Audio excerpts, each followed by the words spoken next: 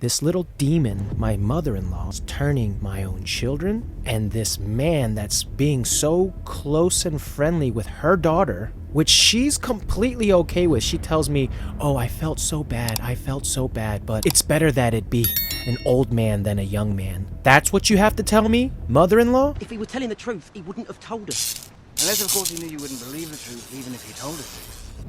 Hello world. I wanted to share my sleep paralysis dream, the last one that I've had, and it happened towards the end of 2020, right when I had opened up the cosmetic store in the market, and I had a sleep paralysis dream. I'd gone to sleep. The operator of the market was there. He'd spend a lot of time at her house. They'd play Go Stop. It's a Korean game. And I just didn't like being in that environment.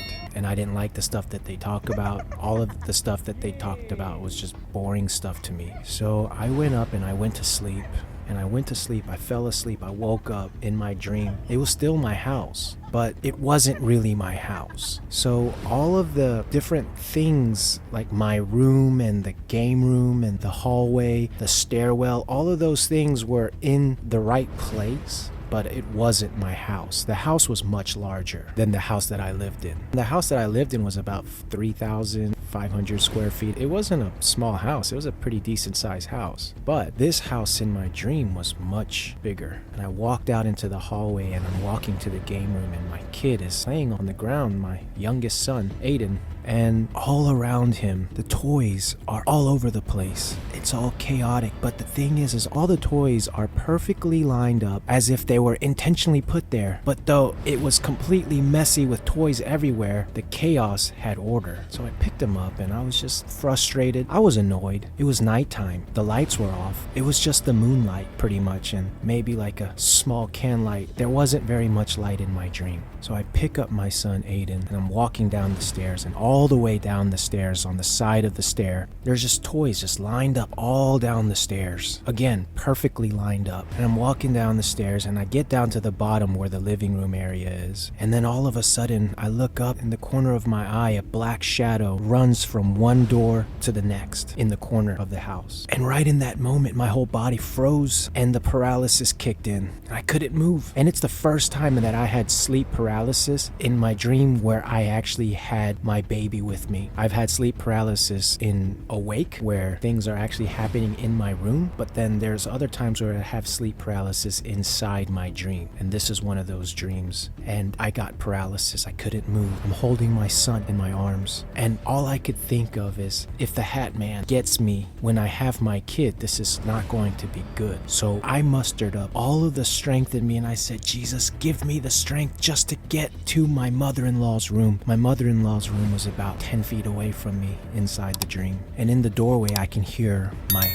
wife, my mother-in-law, and that man. They're all talking in that room and I can hear them. So I'm thinking, if I can just get inside that doorway, I can make it. And I'm stepping, and one step at a time. It's like 1,000 times gravity in Dragon Ball Z. I couldn't move, but I was taking one step at a time, and then I finally get into the room, and as soon as I get into the room, I can move. I take a deep breath, and I exhale, and then my baby just disappears. I walk into the room, and as I'm looking in front of me, the head of the bed is to the left against the wall. The foot of the bed is towards the middle of the room, and closest to me is the man. He's laying down. His head is at the head of the bed. And my wife, she's also on the bed, but her head is at the foot of the bed. So I walk around towards my wife and I tap her on the shoulder and I said, baby, something's wrong. And she gets up and she's like, don't call me baby. And she starts scratching her face. And as she's scratching her face, she transforms into my mother-in-law. And as she's just nonchalantly scratching her face, her skin starts peeling off and I can see this demonic red skin underneath. And I jump back. So I was like, what the hell? This was my wife, and then now she just transformed into my mother-in-law, and then she's scratching her face and the demon skin is revealed as she's peeling off of this human skin.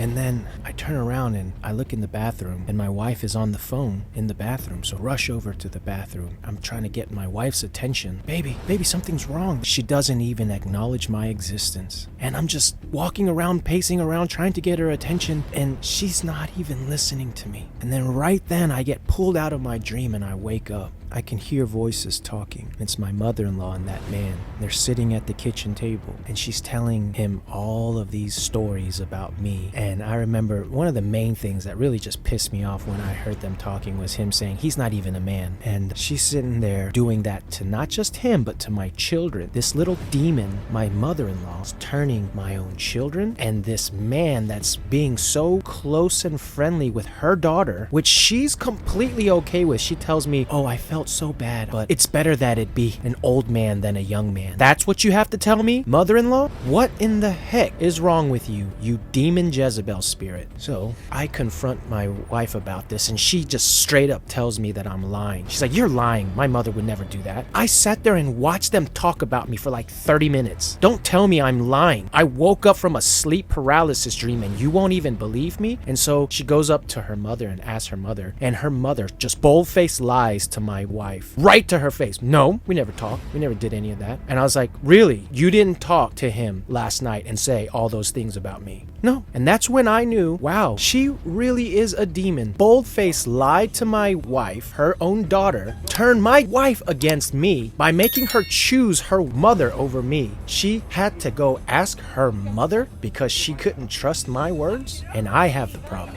because I'm autistic. That's awesome. The Autistic Christian out. Couldn't resist, mate.